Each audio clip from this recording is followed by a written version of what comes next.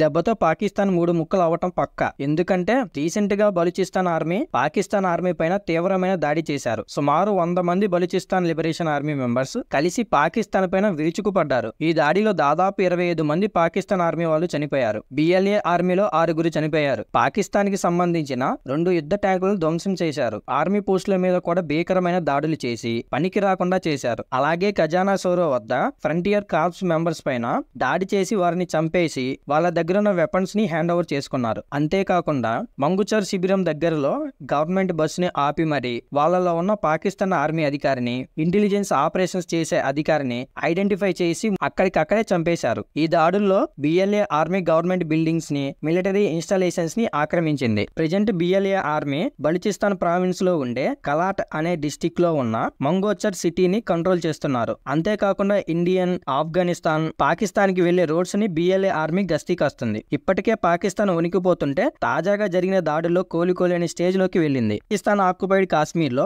అక్కడి గవర్నమెంట్ ఎమర్జెన్సీని విధించింది. పాకిస్తాన్ లో గవర్నమెంట్ ఉన్నట్లుగానే పిఓకేలో సెపరేట్ గవర్నమెంట్ ఉంటుంది. కానీ కంట్రోల్ చేసేది మాత్రం పాకిస్తాన్ వాళ్ళు. పిఓకే ప్రధానమంత్రి చౌదరి అన్వర్ ఉల్ హక్ రీసెంట్ గా మీడియాతో మాట్లాడుతూ ఎల్ఓసికి దగ్గర ఉన్న నియోజకవర్గాల్లో కనీసం 2 నెలల పాటు తినడానికి సరిపడా ఆహారాలు నిల్వ చేసుకోవాలని చెప్పాడు. ప్రజలందరూ బంకర్లను శుభ్రం చేసుకోవాలని, దాడులు గాని స్టార్ట్ అయితే అందరూ బంకర్లలో తలదాచుకోవాలని చెప్పాడు. వీళ్ళకి కావాల్సిన నిత్యావసరాలు, మెడికల్ ఎయిడ్ కోసం అక్కడి గవర్నమెంట్ 1 బిలియన్ రూపీస్ ని ఎమర్జెన్సీ ఫండ్ గా శాంక్షన్ చేసింది. పిఓకేలో ఉన్న ప్రజలేమో భారత్ తో కలవాలని గట్టిగా కోరుకుంటున్నారు. ఇండియన్ ఆర్మీ త్వరగా పిఓకేలోకి దూరి తీవ్రవాదుని లేపేసి పిఓకేని భారత్ లో కలిపేస్తే అప్పుడు పాకిస్తాన్ కి తిక్క కుదిరిద్ది. పాకిస్తాన్ వరుసగా మిసైల్స్ ని టెస్ట్ చేస్తుంది. ఫస్ట్ అబ్బాలి మిసైల్ ని టెస్ట్ చేసింది. ఇప్పుడేమో ఫటా మిసైల్ ని పరీక్షించి వీడియోని కూడా రిలీజ్ చేసింది. దీని రేంజ్ 120 కిలోమీటర్లని పాక్ క్లెయిమ్ చేస్తుంది. ఒక పక్కేమో మాకు భయం వేస్తుంది, భారత్ నుంచి మమ్మల్ని కాపాడండి అని ఐఎంఎఫ్ దగ్గరికి, యుఎన్ దగ్గరికి వెళ్లి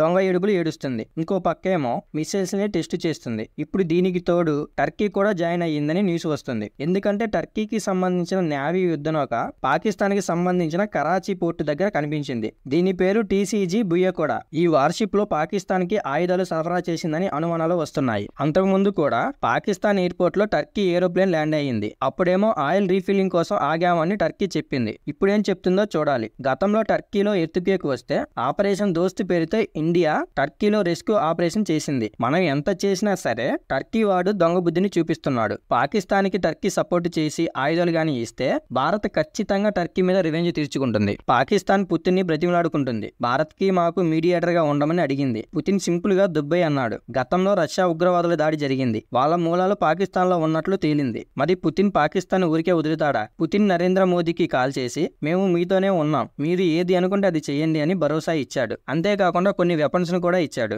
దీంతో పాకిస్తాన్ కి ఇంకా చావే.